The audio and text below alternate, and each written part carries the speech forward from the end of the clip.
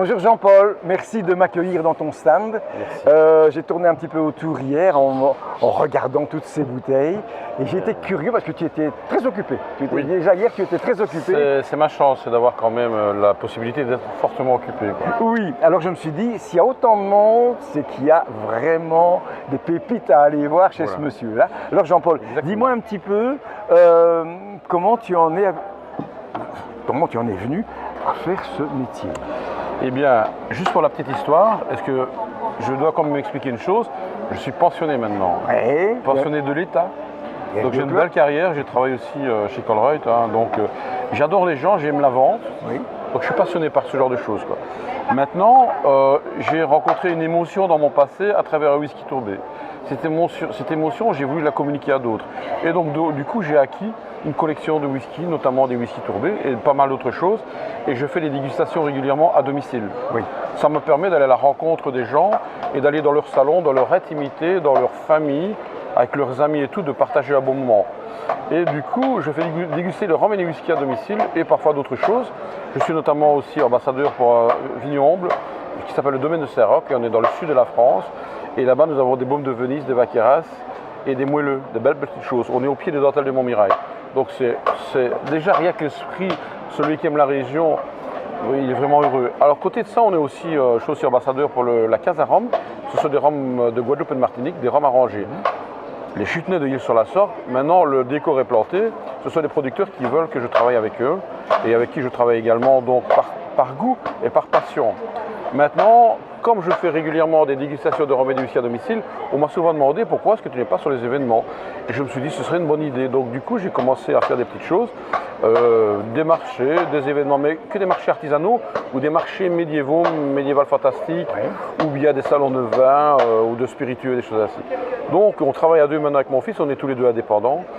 Et on s'entoure de producteurs, donc on a des belles petites pépites dont on peut commencer à présenter peut-être les choses, si jamais tu veux savoir un peu plus. Oui, raconte-moi un petit peu, tu m'as dit que tu avais des pépites, effectivement, je sais pas, dis-moi un petit peu ce que c'est. Alors on va commencer par, puisqu'on est orienté dans ce sens-là, là on voit la maison Ranger, là on est à Armes-sur-Eure, c'est distillé à Beige. Donc le concepteur a choisi, donc entre l'idée et la première bouteille vendue, il se passe 4 ans. Le concepteur a choisi de sélectionner 3 bonbons différents du Kentucky qu'il a assemblés dans une bouteille, on est en 50 degrés. À côté de ça, il se dit tiens, on va aller plus loin et il a décidé de faire une liqueur à partir de ça. Dans cette liqueur, on y introduit des plantes aromatiques, 14 mois pour trouver la bonne combinaison. Ce n'est pas non plus anodin. On a de la vanille et du miel d'acacia. Alors, à partir de là, on fait également un cocktail à partir de ginger beer et de citron vert. On vient de faire 6 médailles d'or à Londres avec ça, il y a 15 jours à peu près. 6 médailles d'or. Il suffit d'aller voir sur le site pour se rendre compte de la véracité de mes propos. Moi, je travaille toujours dans la sincérité. Mon objectif est de toucher les gens par l'émotion. C'est ça. Donc, j'essaie toujours de faire quelque chose de beau visuellement, mais pas seulement visuellement. Il faut qu'à l'intérieur, ça puisse plaire. Attention qu'on est dans le subjectif, je suis d'accord, mais j'essaie aussi d'accompagner les gens à la recherche du plaisir. D'accord. De par mes compétences au niveau des spiritueux. Donc ça, c'est pour les présenter eux. Donc 6 médailles d'or à Londres récemment. Ensuite, nous avons les jeans qui se trouvent là-bas. Alors, les gens n'aiment pas trop les jeans. Souvent, ils me disent non, on achète des jeans en grande surface et je ne critique pas la grande surface. J'y ai travaillé à un moment donné comme responsable. Mais ils camouflent l'amertume par des tas de choses. Ici, on a une fabrication complètement différente.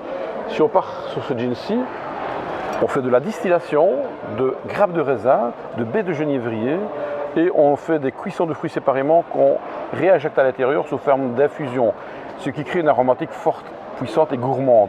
Moi, je joue beaucoup dans la gourmandise. D'accord. J'ai aussi pas mal de premium parce que j'ai une belle collection de whisky et de rhum, mais le premium, je l'adapte à l'environnement qui m'est demandé.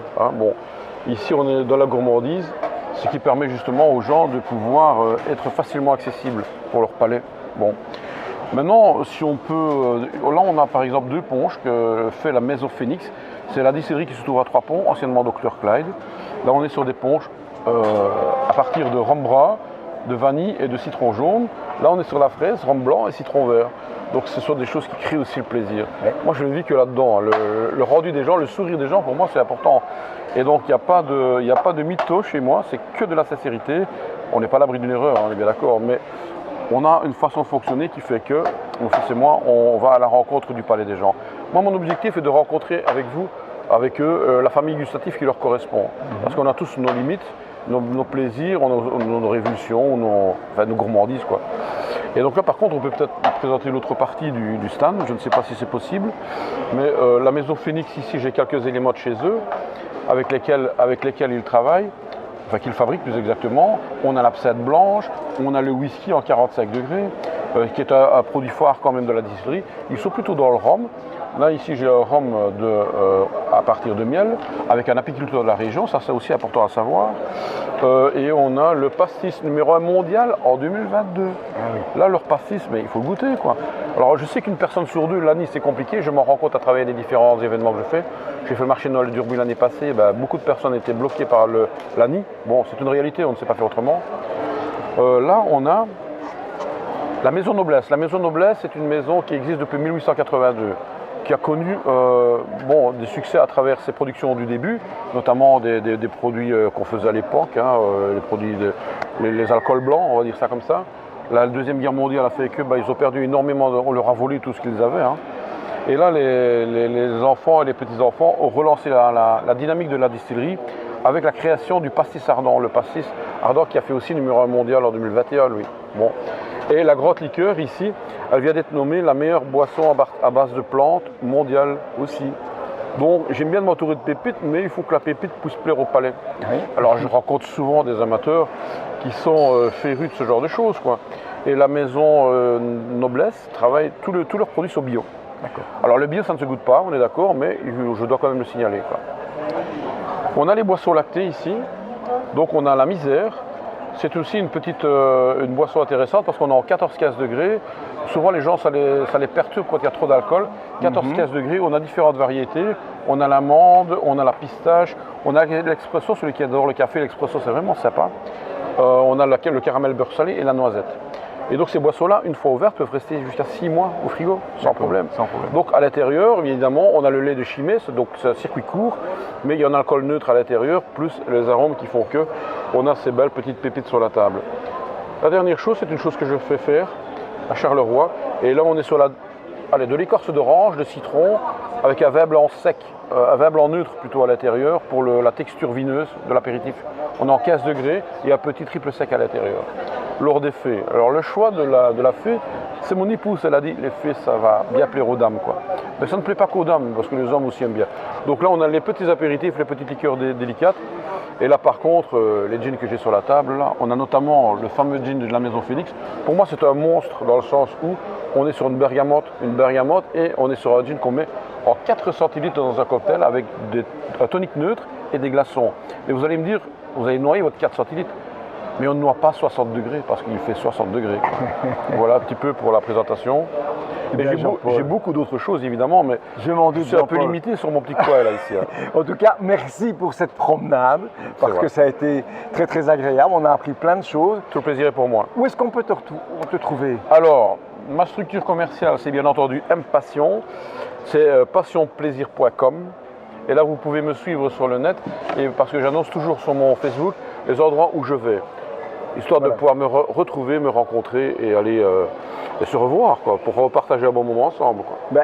On sent l'homme de goût. Passionné. On sent l'homme passionné, évidemment. Et puis c'est tout ça. Et surtout, j'aime les gens.